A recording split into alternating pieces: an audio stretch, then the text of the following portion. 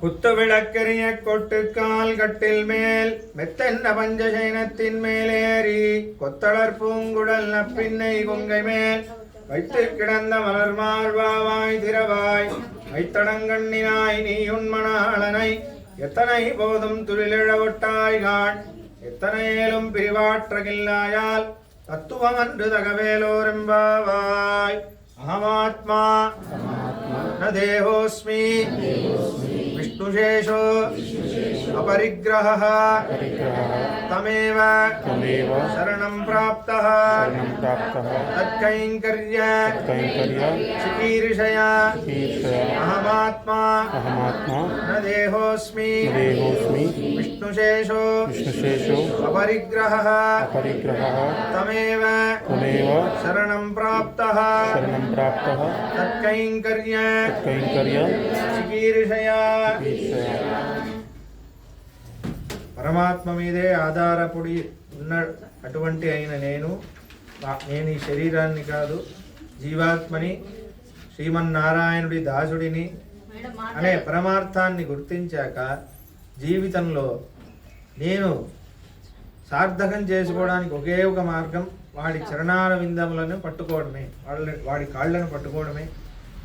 అది కూడా ఎలా చేయాలో తెలియకపోతే ఒక ఆచార్యుడిని ఆశ్రయిస్తే ఆయన నా కోసం ఈ శరణాగతిని చేసి పెడితే ఇక నా జీవితం సార్థకమైపోయింది. కాబట్టి బతుకున్నంత కాలం వాడి సేవే చేసుకుంటూ ఆనందంగా ఉంటాను.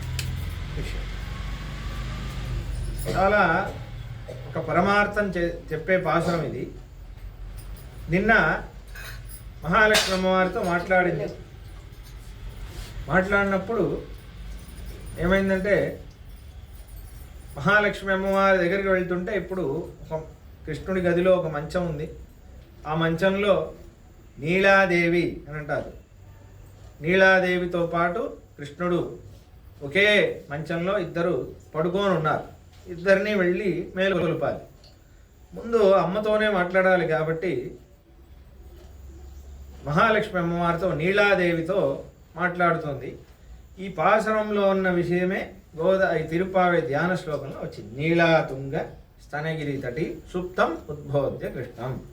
నీలాతుంగం నీలాదేవితో కలిసి పడుకోనున్న కృష్ణుడిని ఉద్బోధ్య లేపి నువ్వు ఇలా పడుకోనుంటే ఎలా, మమ్మల్ని అనుగ్రహించకూడదా? మేము పాపం చేస్తాం కరెక్టే, కానీ నువ్వు ముఖం తిప్పుకొని ఉంటే మమ్మల్ని ఇంకా ఎవరు అనుగ్రహం చేస్తారు అని కృష్ణుడికే ధర్మాన్ని గుర్తు చేసి మన వైపు అనుగ్రహించేటట్టు గోదాదేవి చేస్తుంది. అయితే ఏమంటుంది, గది ఎలా ఉంది అంటే, కుత్తు విళక్కరియ ఎక్కడ చూసినా ఇలా ఇటువంటి చెమ్మలు, పెద్ద పెద్ద చెమ్మలు వెలుగుతూ ఉన్నాయి. దాన్ని తమిళ భాషలో దీపాన్ని విళక్కు అంటారు. కుత్తు విళక్కు అంటే దాన్ని ఒక చోట ఇలా ప్రతిష్ఠించు. కుత్తువదు అంటే ఏంటంటే ఇలా దాన్ని ఇలా ప్రతిష్ఠ చేయడం, ఒక రాట పాతినట్టు ఇలా పాతడం, దాన్ని కుత్తు అని అంటారు. కుత్తు విళక్కు అని పేరు దానికి. అంటే ఒక చోటే ఉంటుంది, అది అలా ఇలా ఆడదు, అక్కడే ఉంటుంది.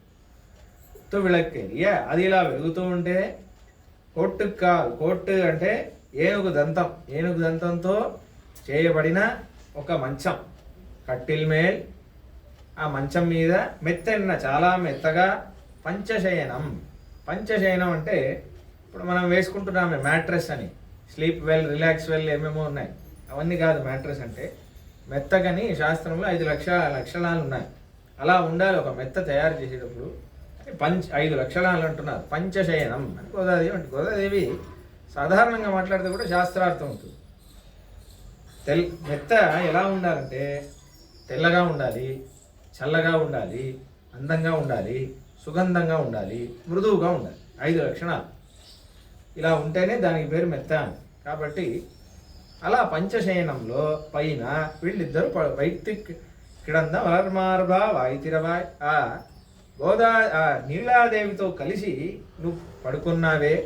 ఓ మలర్మార్భా, నీ హృదయంలో మహాలక్ష్మి ఉండగా మళ్ళీ ఆవిడ పక్కనుంటే ఆవిడని ఆలింగనం చేసుకుంటూ పడుకున్నావే.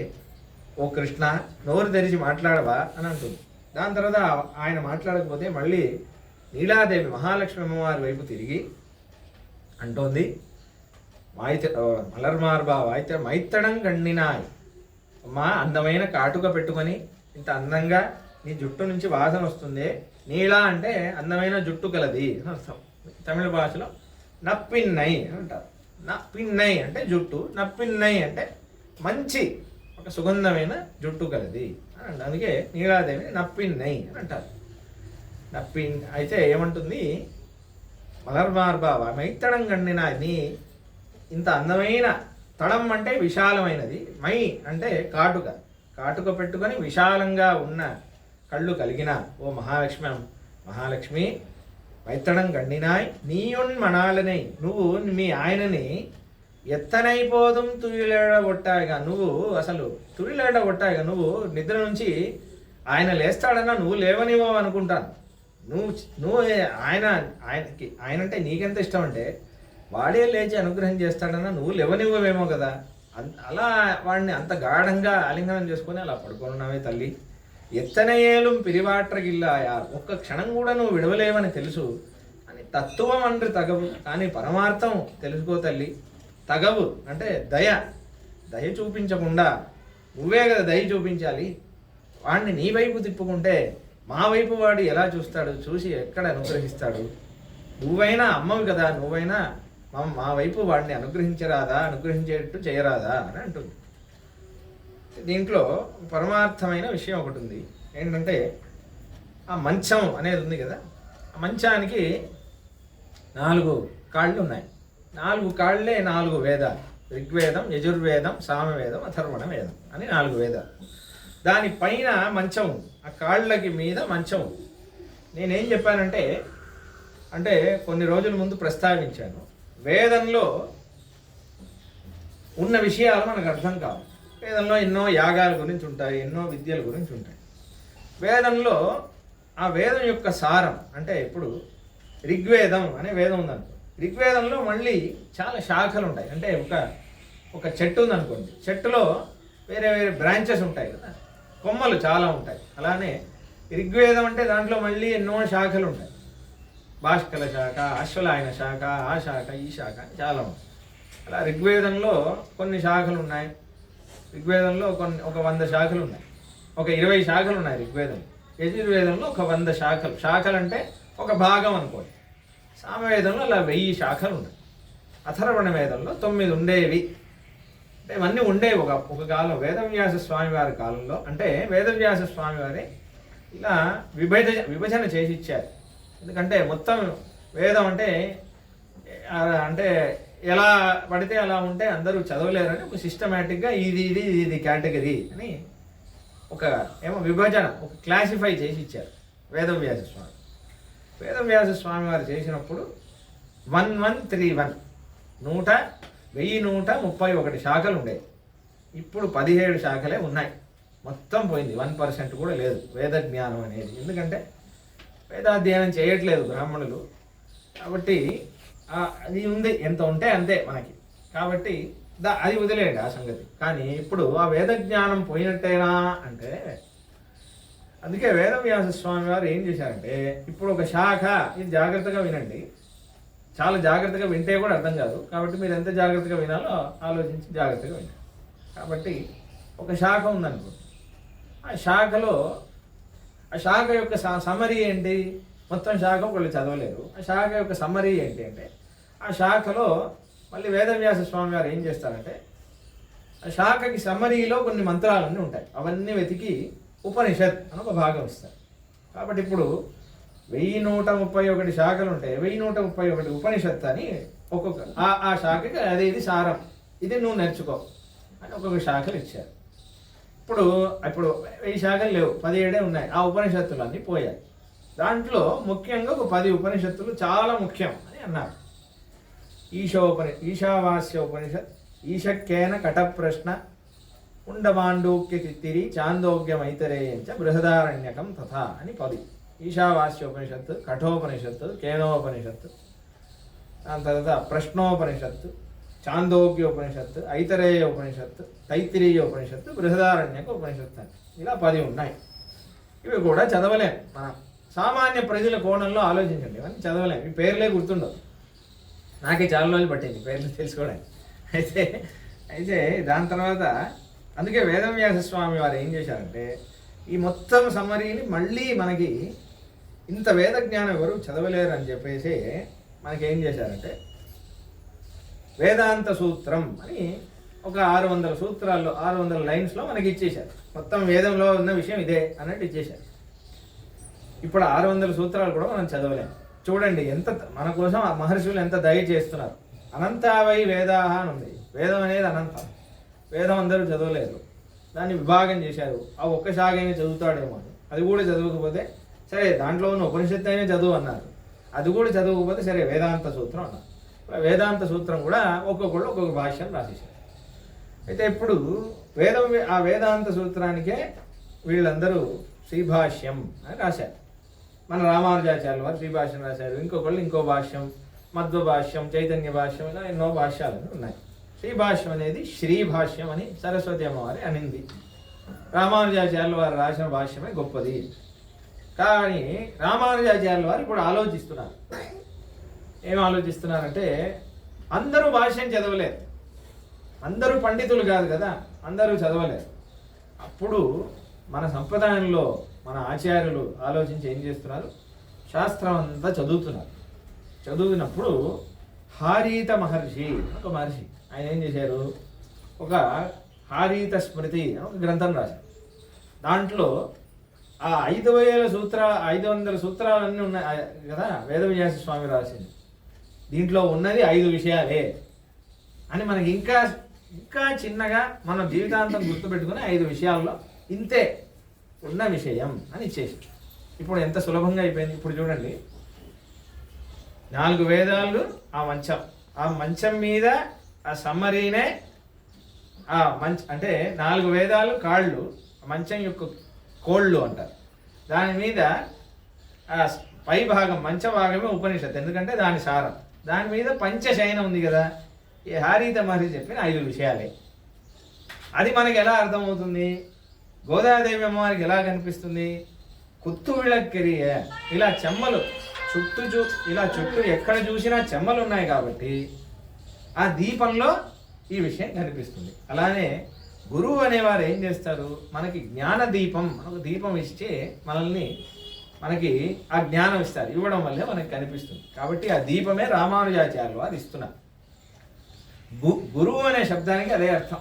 గు అంటే అంధకారం, రు అంటే పోగొట్టేవాడు అని అర్థం. గు శబ్దస్తు అంధకార స్యాత్, రు శబ్దస్తన్ నిరోధక, అంధకార నిరోధిత్వాత్ గురురప్యతి గురురితి అభిధీయతే అని గురువుకి డెఫినేషన్. గు అంటే అంధకారం, రు అంటే పోగొట్టేవాడు అని అర్థం.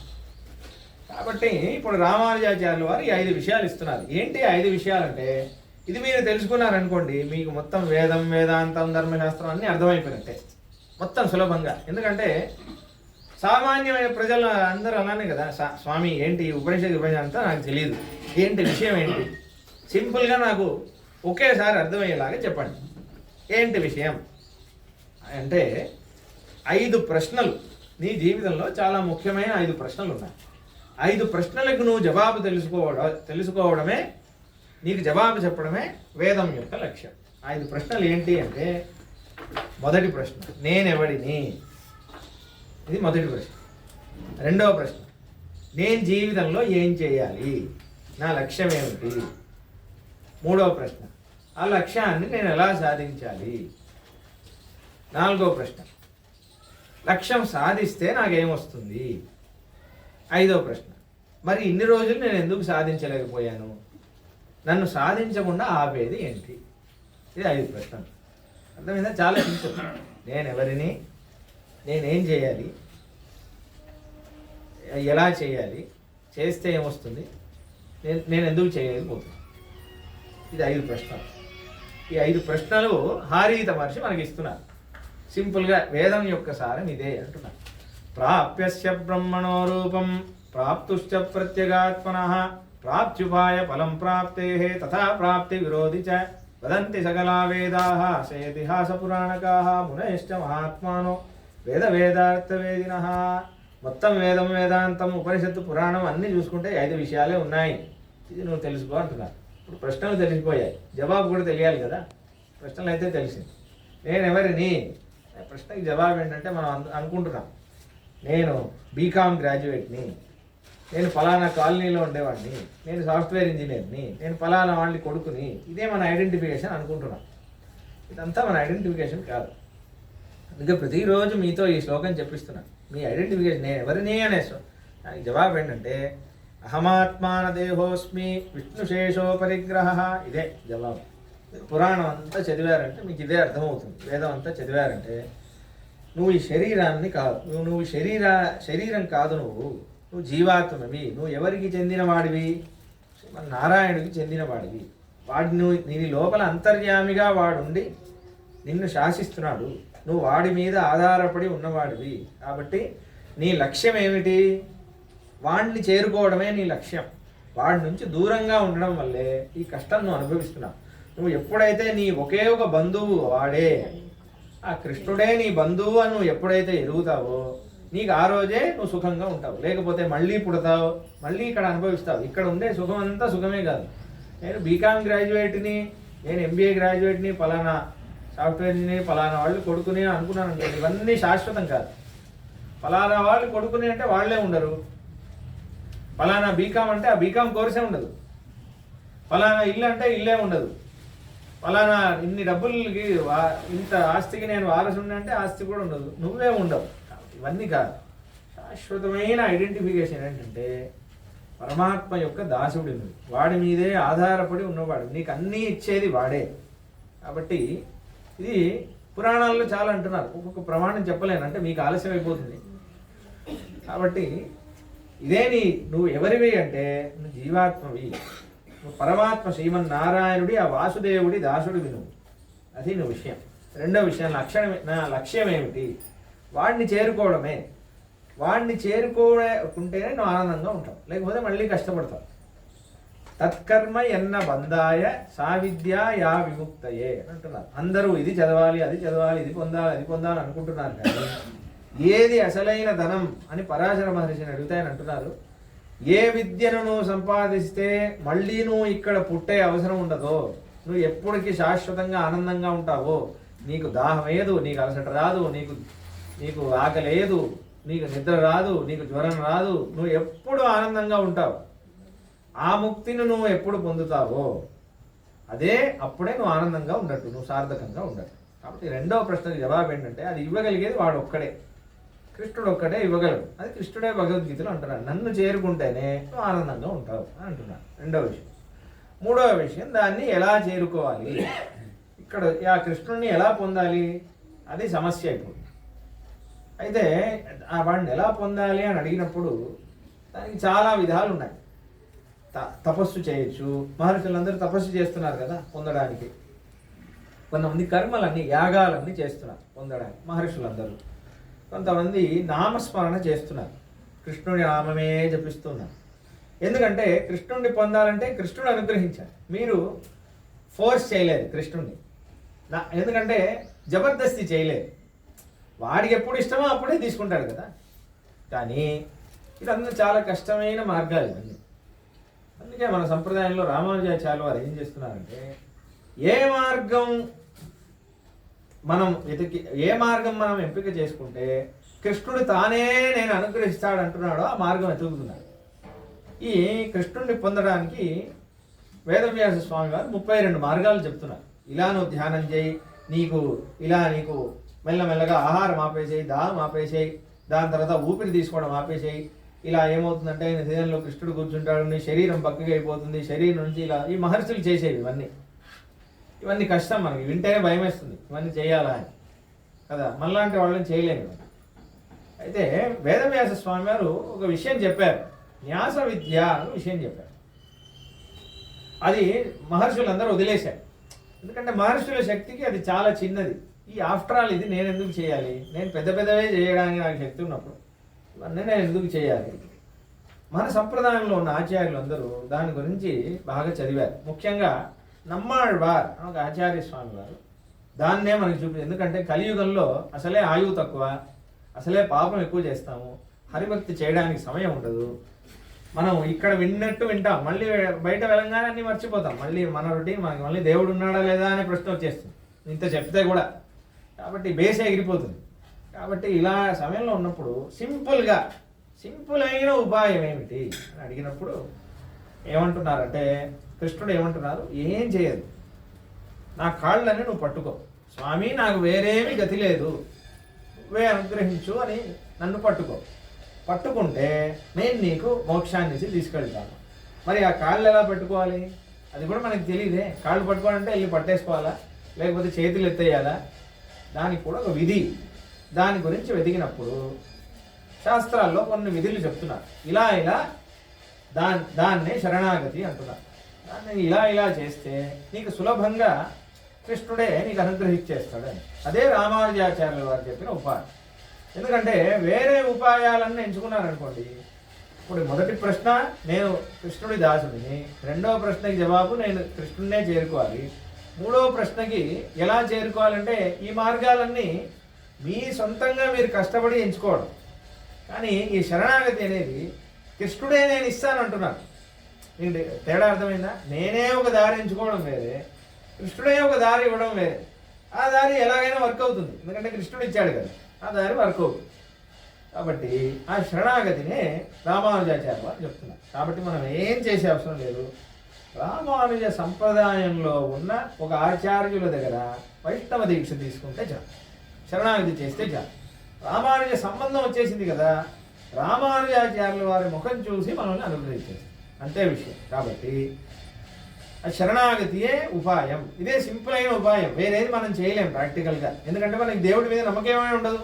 మనం ఇవన్నీ ఏం చేస్తాం, ఒక్కసారి ఆచారాన్ని ఆశ్రయించేసాం అనుకోండి, దాని తర్వాత సింపుల్గా ఇలా గుడికి రావడం, కైంకర్యం చేసుకోవడం అన్నీ ఇలా సింపుల్గా మన వల్ల ఎంత అవుతుందో అంత ఇలా చేసుకుని ఉన్నాం అనుకోండి, ఏమవుతుందంటే జీవితకాలంలో మనం మరణించినప్పుడు కృష్ణుడు తానే వచ్చి నేను తీసుకెళ్తాను అని అంటున్నాను. చేతి పట్టుకొని తీసుకెళ్తాను, నువ్వు ఏం భయపడే అవసరం, మహాశుచ డోంట్ వరీ అని అర్థం, మహాశుచ అంటున్నాడు.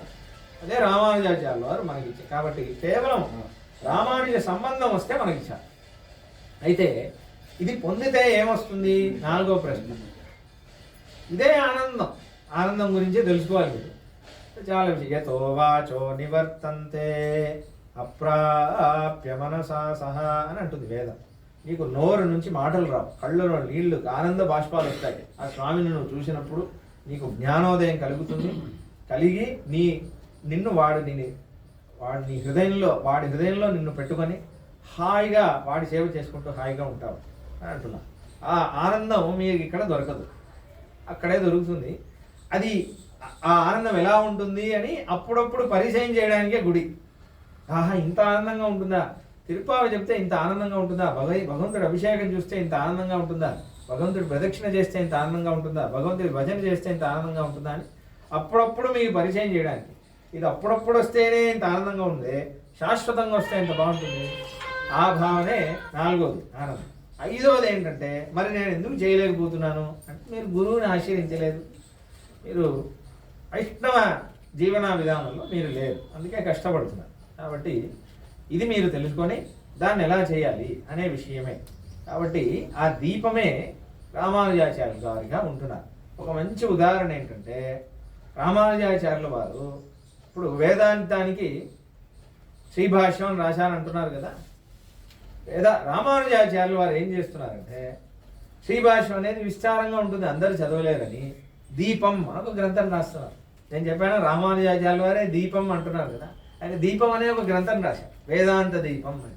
శ్రీభాష్యం అందరికి అర్థం కాకపోతే శ్రీభాష్యంలో ఉన్న విషయం సమ్మరీగా వేదాంత దీపం అని ఇస్తున్నారు.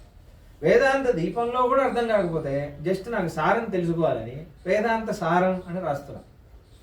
ఎప్పుడైనా మీరు చరిత్రలో ఒకే వ్యక్తి ఒకే గ్రంథానికి 3 కమెంటరీస్ రాయడం మీరు చూసారా? 3 భాష్యం ఒకే వ్యక్తి రాయడం మీరు చూసారా? రామానుజాచార్యుల వారు రాస్తున్నారు. ఎందుకంటే ఒక్కళ్ళని కూడా వదలకూడదు, అందరికీ కృష్ణ భక్తి రావాలి, అందరూ ఉద్ధరింపబడాలి, అందరూ ఈ జీవితం యథా చేయకూడదు, ప్రతి ఒక్కళ్ళకి మనం ఆదుకోవాలి అనే రామానుజాచార్యుల వారి ఉదారమైన హృదయం. కాబట్టి ఆ దీపంగా రామానుజాచార్యుల వారే అవుతున్నారు. కాబట్టి వేదాంత భాష్యం రాస్తున్నారు, దీపం రాస్తున్నారు, సారం రాస్తున్నారు. అది కలగకపోతే 5 విషయాలు సారంగా ఇచ్చేస్తున్నారు. 5 విషయాలు సారం రామానుజాచార్యుల వారు గ్రంథంలో ఇవ్వకపోయినా సాక్షాత్తు మనకి పరంపరలో వస్తుంది. కాబట్టి అలా తమిళ ప్రబంధంలో వాళ్ళ శిష్యులు పిళ్ళాన్ అనే శిష్యులు ఒక పాసరమే రాస్తున్నారు.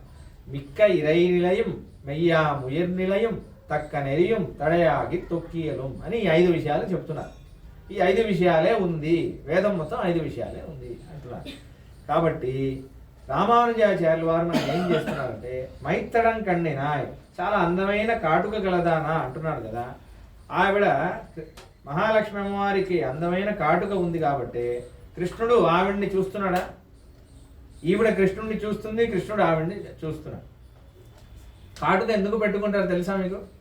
రాత్రిపూట ఏదైనా కనిపించకపోతే కాటుక పెట్టుకుంటే కనిపిస్తుంది అని శాస్త్రంలో ఉంది. ఇప్పుడు మీరు పెట్టుకునే ఐటెక్స్ గీటెక్స్ అవన్నీ కాదు, చాలా ఒరిజినల్ కాటుక పెట్టుకుంటే రాత్రి వైపు కనిపిస్తుంది. అందుకే మీరు పాతకాలం సినిమాలని చూశారనుకోండి, దొంగలందరూ కాటుక పెట్టుకొని వస్తారు. చూడండి, కావాలంటే అబ్జర్వ్ చేయండి. ఎందుకంటే రాత్రిపూట ధనం ఎక్కడుంది, బంగారం ఎక్కడుంది అని కనిపిస్తుంది. రాత్రిపూట ఏదైనా, అప్పుడంతా కరెంట్ ఉండేది కాదు కదా, కాటుక పెట్టుకుంటే కనిపిస్తుంది అని. అందుకే రామానుజాచార్యుల వారు ఏమవుతున్నారు, జ్ఞానం అనే కాటుక మనకి ఇస్తున్నారు. ఇది ఒక శ్లోకమే ఉంది, ఈ శ్లోకం మీకు తెలిసి ఉంటుంది. అజ్ఞాన తిమిరాంధశ్చ జ్ఞానాంజన శిలాకయ చక్షురున్మీలితం ఏన తస్మై శ్రీ గురవే నమః శ్లోకం. జ్ఞానం అనే కాటుక ఇచ్చి మనల్ని భగవంతుడి దర్శనం పొందేటట్టు చేసేటువంటి ఆచార్యుడికి నా నమస్కారం అని. కాబట్టి ఆ కాటుకగా రామానుజాచార్యుల వారు అవుతున్నారు. కాబట్టి రామానుజాచార్యుల వారి గ్రంథం చదివితేనే, రామానుజాచార్యుల వారి దయ మనం పొందగలిగితేనే మనకి విషయం అర్థం అవుతుంది. కాబట్టి ఈ కుత్తు విளக்கு అని అంటున్నారే, ఇదంతా ఏదో సాధారణమైన దీపం, కానీ మనకి జ్ఞాన దీపం ఇచ్చేది రామానుజాచార్యుల వారు మాత్రమే. మన గురించి, భూలోకంలో ఉన్న అందరి గురించి ఆలోచించింది రామానుజాచార్యుల వారు మాత్రమే. కాబట్టి ఆయన అనుగ్రహం మనం పొందాలి. ఎందుకంటే ఈ జ్ఞానమే మీకు ఇవ్వాలి గుడికి వచ్చాక. మనం అప్పుడంతా గుడులంతా ఎలా అయిపోయాయంటే మీ కష్టం తీర్చేది సాధారణమే కష్టాలు. పిల్లలు కావాలని, పెళ్లి కావాలని, ఉద్యోగం కావాలని, వీసా కావాలని, ఇవన్నీ గుడి అనేవి ఇవి సాల్వ్ చేస్తే ఒక ఏమన్నారు, ఒక కన్సల్టెన్సీ లాగా అయిపోయింది ఇప్పుడు గుడి అనేది. గుడులు ఏర్పడినవి అందుకు కాదు, ఈ కష్టం అంతా దాటి మీకు బ్రహ్మజ్ఞానం ఇవ్వడానికే గుడులన్నీ ఉన్నాయి.